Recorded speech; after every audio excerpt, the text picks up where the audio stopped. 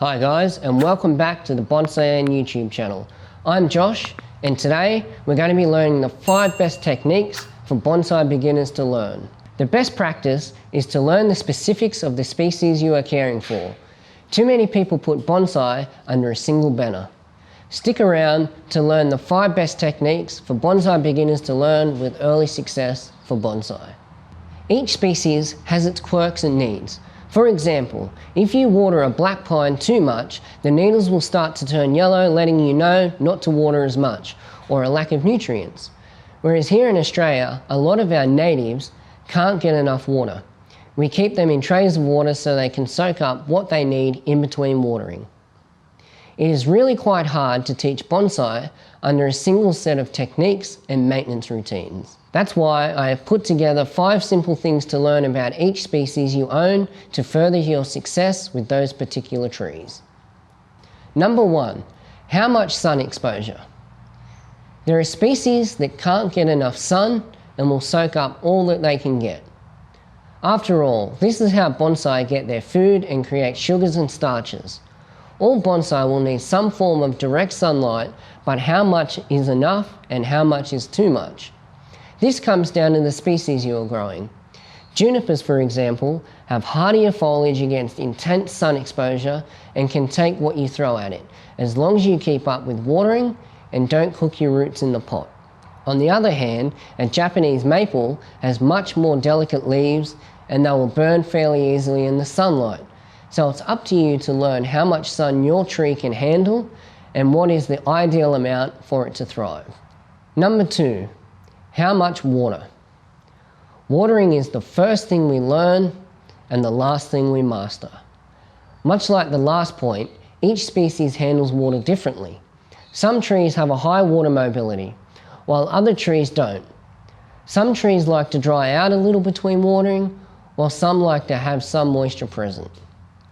This is another important technique you will need to learn for each species.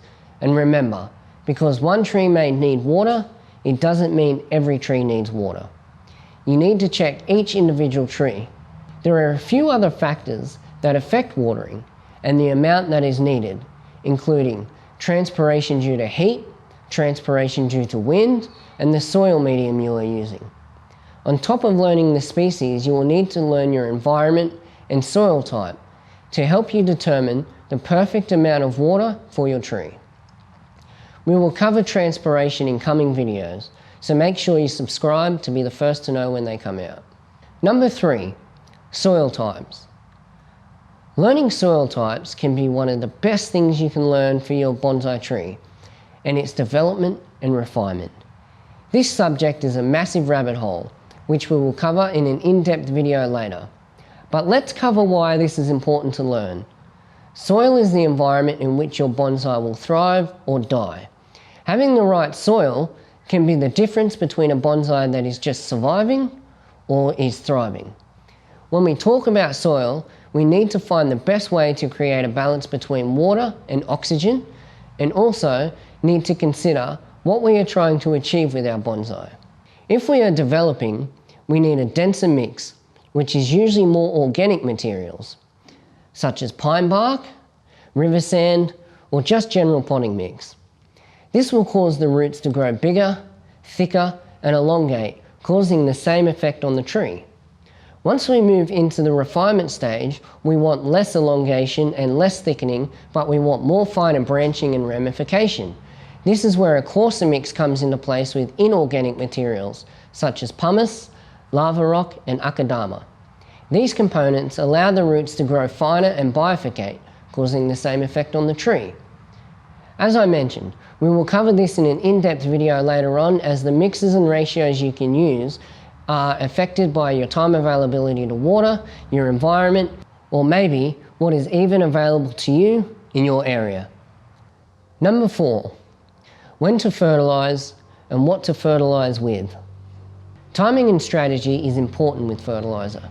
When starting off, we generally just use a slow-release fertiliser to keep the tree healthy and happy. But as your bonsai journey gets further down the road, you begin to learn the importance of proper fertilisation and fertilising with the right materials. This is another big topic to be later covered in in-depth videos, but let's take a look at a quick overview of fertiliser. You may see professionals using tea bags on their trees or making their own fertiliser cakes and wondering why don't they just buy off-the-shelf mix?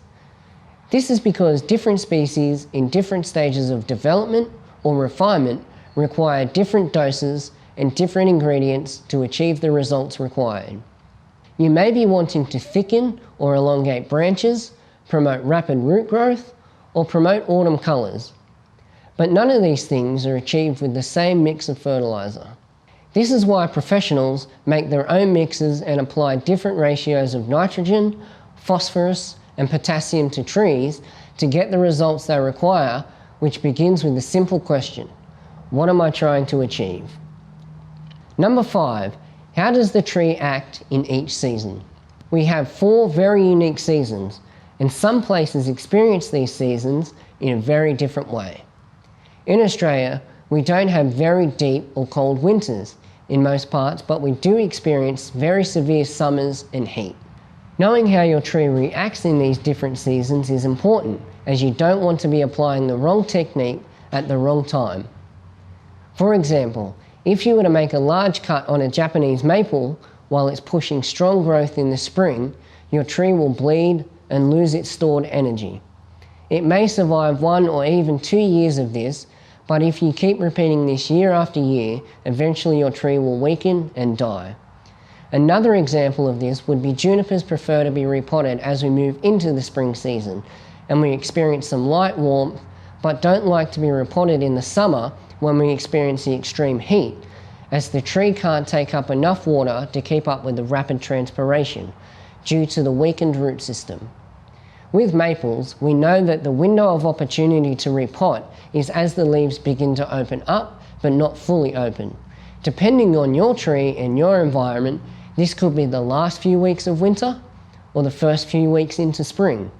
Knowing this information will give you the best chance of health and survival for your particular tree. These are just the basics, but will keep your bonsai happy. Once you learn these basics for each of your species, you can begin to learn tactical pruning and wiring techniques. I hope this information has helped you out today, and if it has, please like, subscribe and share, as this helps our channel to grow and helps us make further videos for you guys. Until next time, I'll see you later.